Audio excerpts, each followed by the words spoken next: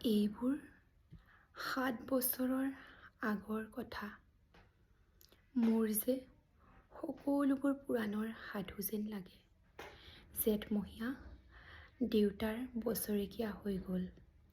তোমাৰ বাবুল এতিয়া বৰটো হৈছে। তাৰ ওপৰ পাৰিত এধানিমান ডালিম গুটি যেন দাঁত অকণি গজিছে। সি মোক একেবাৰে এৰিকে নিদিয়ে। কেতিয়াবা মোৰ ইমান যে খং উঠে। তুমি নাই যে, সেইবাবে সি বাৰু মোৰ বগা সাজযোৰলৈ এনেদৰে তধা লাগি চাই থাকে কিয়?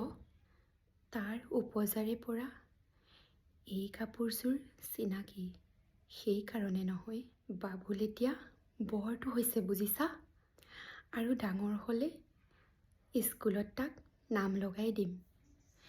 স্কুলত থকা সেই সময়খিনি মোৰ যে বুকুখন তেনেই উদং হৈ থাকিব ভাই।